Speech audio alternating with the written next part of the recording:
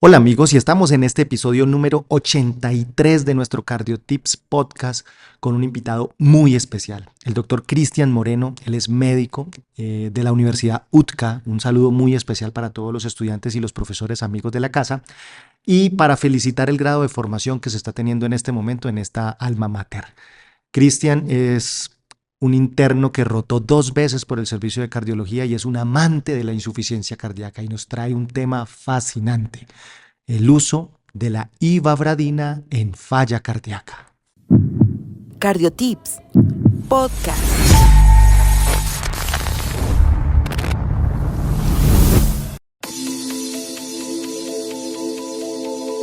Bueno, con respecto a la ivabradina, tenemos que hacer una introducción acerca de, en qué género se usa. Tenemos en cuenta que la frecuencia cardíaca elevada es una característica común en la insuficiencia cardíaca y está asociada con una mayor morbilidad y mortalidad.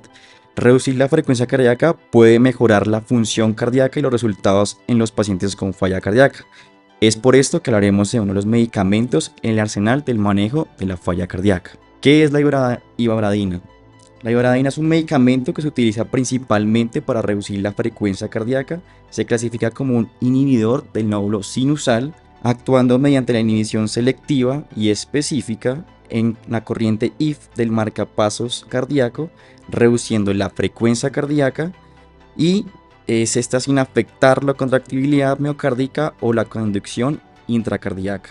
Con respecto a los canales IF, tenemos que, a diferencia de la mayoría de los canales iónicos que se activan por la despolarización, un aumento en el potencial de la membrana, los canales IF se activan por la hiperpolarización, una disminución en el potencial de la membrana. Esta característica es inusual y fue una de las razones por la cual se utilizó como canales FANI.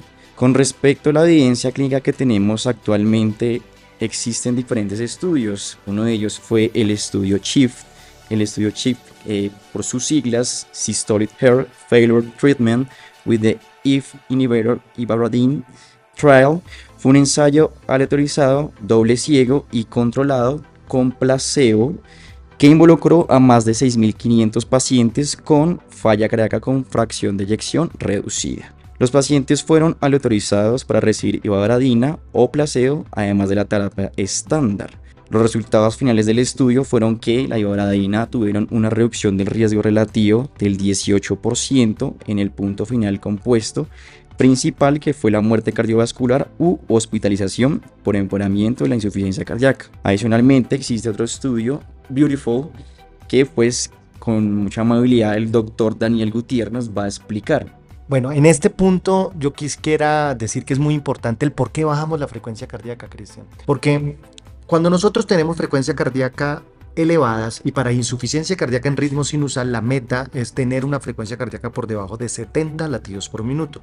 Sabemos que un ritmo sinusal está entre 60 y 100 latidos por minuto, pero entre 70 a 100 latidos por minuto, cuando tenemos disfunción sistólica ventricular izquierda, ese aumento de la diástole hace que el ventrículo llene mejor, y al llenar mejor podemos tener menor presión de fin de diástole, y al tener menor presión de fin de diástole, la disnea mejora. Entonces ese es un punto muy importante. El segundo, si tenemos más tiempo de llenado ventricular, vamos a tener un volumen latido efectivo mayor.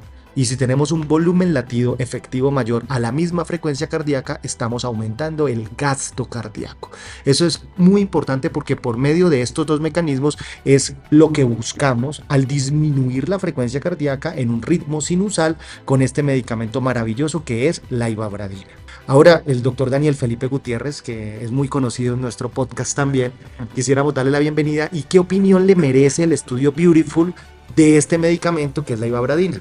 Bueno, doctor Conta, muy buenas tardes. Cristian, muy buenas tardes, gracias por acompañarnos. Pues el estudio Beautiful es un estudio muy bonito, se publicó en diciembre del 2007, se terminó su publicación en el 2008. Es un estudio que es multicéntrico, internacional, bastante grande, 10.974 pacientes, doble ciego, aleatorizado. Se incluyeron más de 33 países en 781 centros. Eso quiere decir que es un estudio bastante complejo en su forma de estructurar epidemiológica y nos habla de la ivabradina versus el placebo en la disfunción miocárdica, es decir, FEBIS por debajo de 40, con una característica importante y es la parte isquémica coronaria. Estos pacientes fueron clasificados pues en dos grupos en donde correspondió a placebo y ivabradina.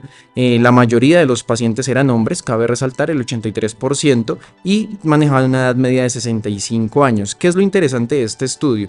Que este estudio demostró que llevar a metas de frecuencia cardíaca el paciente con falla cardíaca y FEBI reducida mejoraba un 46% el porcentaje de mortalidad isquémica y de hospitalización. La ivabradina versus el placebo demostró en causas de principales compuestas, sobre todo en eventos de reducción de riesgo cardiovascular por muertes coronarias, una reducción del 22%, de hospitalización por infartos, una reducción del 36%, y también la necesidad de revascularización a aquellos pacientes de que ya habían tenido su evento mayor coronario en un 30%.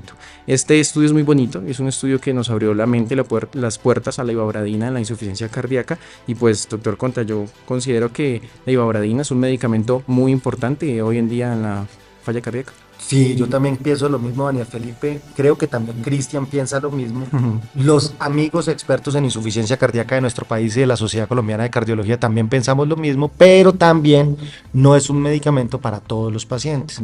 Y yo creo que es importantísimo dejar el mensaje, es que debemos tener la titulación óptima de beta bloqueadores específicos en insuficiencia cardíaca antes de pensar en la ivabradina. Sin embargo, cuando tenemos ese espectro o ese fenotipo de falla cardíaca en el paciente con taquicardia o no metas de frecuencia cardíaca, pero hipotenso, es una muy buena opción, pero no olvidar que la primera opción es titular adecuadamente los beta bloqueadores. Muchas gracias, doctores. Y antes de terminar, me gustaría preguntarle al doctor Conta qué tips nos daría en qué escenarios no usar la ivabradina.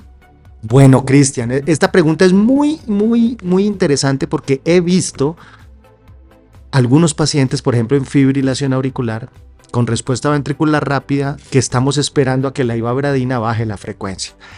En su mecanismo de acción, como lo menciona el doctor Cristian, la ivabradina actúa en esas corrientes IF o IF o corrientes FANI del nodo sinusal.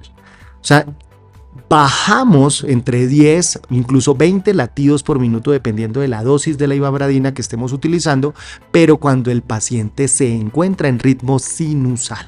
Entonces, en fibrilación auricular no tiene cabida la ivabradina, al igual que en flúter atrial.